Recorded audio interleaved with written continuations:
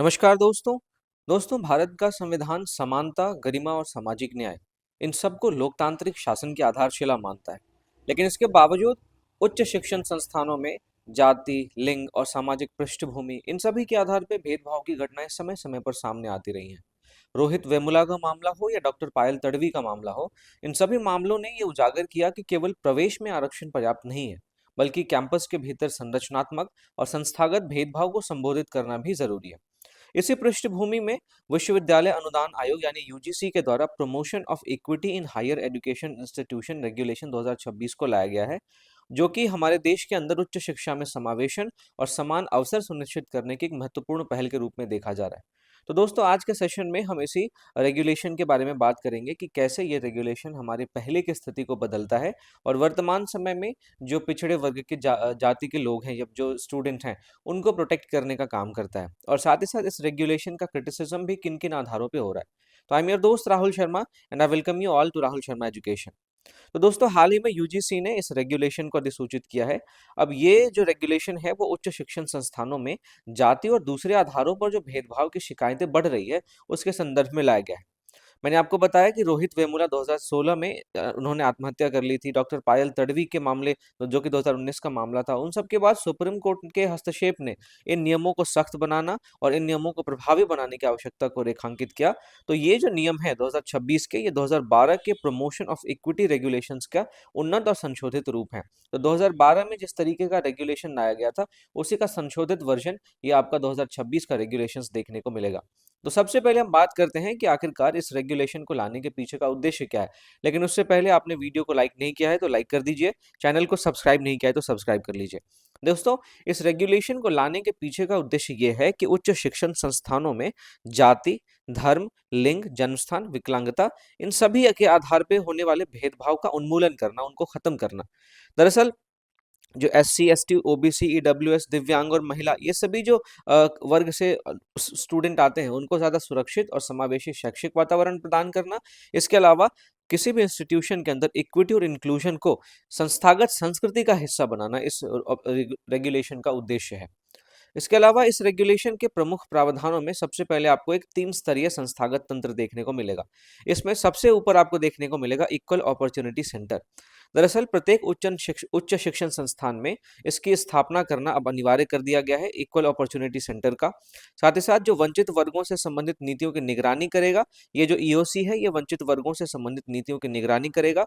और अगर इसको आवश्यकता पड़ती है तो ये जिला प्रशासन, पुलिस और कानूनी सहायता एजेंसियों के साथ भी समन्वय करेगा। इसमें 5 फैकल्टी सदस्यों के माध्यम से इसका गठन किया जाएगा। और अगर किसी छोटे कॉलेज में ईओसी नहीं है तो जो यूनिवर्सिटी लेवल का ईओसी है, वो उस छोटे कॉलेज में काम करेगा। तो इसमें हमने सबसे पहले क्या देखा, 3 टियर मैकेनिज्म में सबसे टॉप पे आपको इक्वल अपॉर्चुनिटी सेंटर देखने को मिलेगा, जो कि अब प्रत्येक उच्च शिक्षण संस्थान में स्थापना इसका करना अनिवार्य कर दिया गया है। दूसरा, आपको इक्विटी कमेटी देखने को मिलेगी। इसकी कमेटी की बात करें तो इसमें कुल 10 सदस्य होंगे। इसका जो अध्यक्ष होगा वो संस्थान का प्रमुख होगा। इसके अलावा इन 10 सदस्यों में से 5 सदस्य अनिवार्य रूप से एससी, एसटी, ओबीसी, दिव्यांग और महिला वर्ग से होने चाहिए। अब यहाँ पे एक समयबद्ध प्रक्रिया का पालन करने की भी बात की गई है। अगर कोई शिकायत आती है तो उस शिकायत पर 24 घंटे में बैठक होगी। 15 दिनों में उस शिकायत पर रिपोर्ट पेश की जाएगी और 7 दिनों के अंदर जो है, रिपोर्ट पेश करने के 7 दिनों के अंदर कार्रवाई को शुरू किया जाएगा। इसके बाद नीचे आपको सबसे देखने को मिलेगा इक्विटी स्क्वाड्स एवं हेल्पलाइन।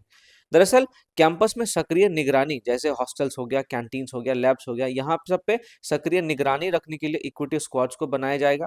भेदभाव के रोकथाम के लिए इनके सतत उपस्थिति यूनिवर्सिटी के कैंपस के अंदर सुनिश्चित की जाएगी। इसके अलावा 24/7 इक्विटी हेल्पलाइन को भी शुरू किया जाएगा।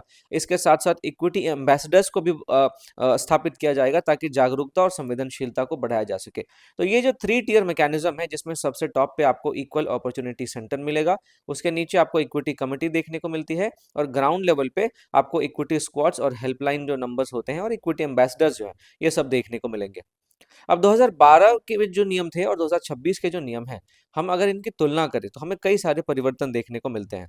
जहां 2012 के जो नियम थे वो एडवाइजरी थे, वो किसी भी संस्थान के ऊपर बाध्यकारी नहीं थे, लेकिन 2026 के जो रेगुलेशंस हैं वो एकदम अनिवार्य हैं और प्रवर्तनीय हैं, इन्फोर्सेबल और मैंडेटरी है, आपको ध्यान में रखना है।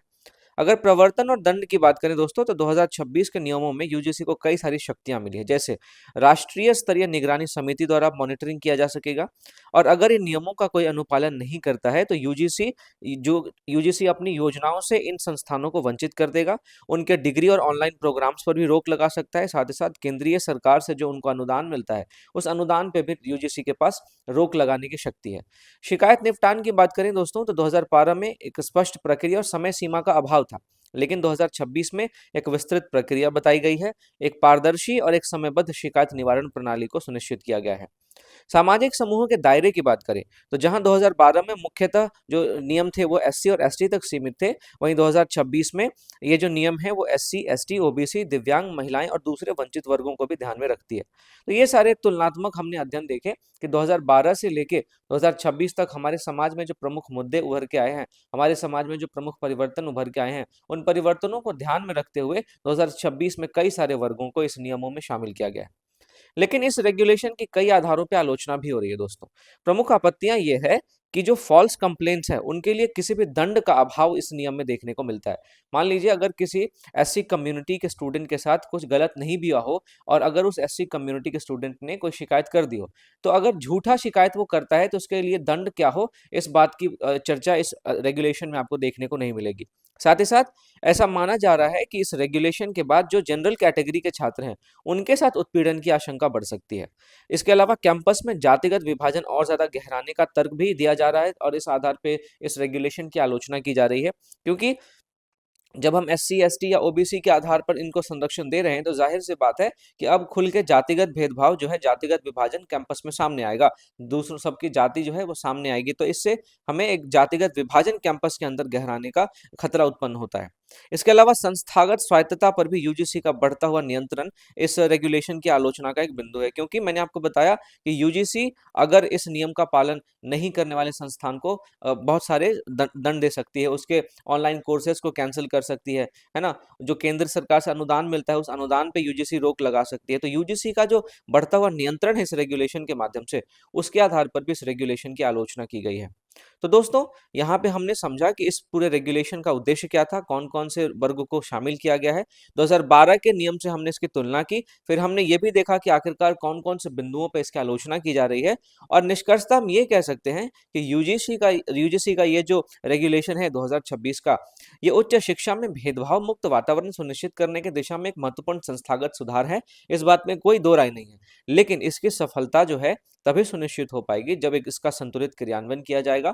अगर इस रेगुलेशन के अंदर जो आरक्षित वर्ग हैं, उनके द्वारा अगर इस रेगुलेशन का दुरुपयोग किया जाता है, तो उस दुरुपयोग के लिए दंड का प्रावधान हम करें, या उस दुरुपयोग के रोकथाम के लिए हम कुछ करें, और सभी वर्गों के अधिकारों के संरक्षण पर हम निर्भर करें, तभी जाके इसकी जो सफलता है वो सुनिश्चित हो पाएगी। तो इस पूरे निष्कर्ष के आधार पे, इस पूरी चर्चा के आधार पे आप इस मेंस प्रैक्टिस क्वेश्चन को लिख के मेरे आंसर राइटिंग वाले ग्रुप में पोस्ट कर सकते हैं। सवाल है, यूजीसी द्वारा अधिसूचित प्रमोशन ऑफ इक्विटी रेगुलेशंस 2026 उच्च शिक्षा में समावेशन को बढ़ाने का प्रयास है। इसके प्रावधानों का विश्लेषण करते हुए इसके संभावित लाभ एवं चिंताओं पर चर्चा कीजिए।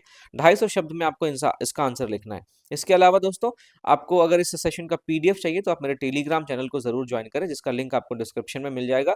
टेलीग्राम चैनल का नाम है राहुल शर्मा करंट अफेयर्स। इसको आप जरूर ज्वाइन करें। इसके अलावा राहुल शर्मा एजुकेशन चैनल को ज्वाइन करके आप पूरी लक्ष्मीकांत का जो नोट्स है वो डाउनलोड कर सकते हैं चैप्टर वाइज, जिसमें कि उसको अगर पढ़ लिया आपने तो फिर आपको दोबारा लक्ष्मीकांत पढ़ने की जरूरत नहीं पड़ेगी। इसके अलावा जाने से पहले दोस्तों, एक बार फिर से मैं आपको याद दिला दूं, वीडियो को लाइक करना ना भूलें, चैनल को आपने सब्सक्राइब नहीं किया है तो सब्सक्राइब करना ना भूलें, और अपने दोस्तों में भी शेयर करें। तो मिलता हूं आपसे अगले टॉपिक के साथ, तब तक के लिए थैंक यू फॉर वॉचिंग।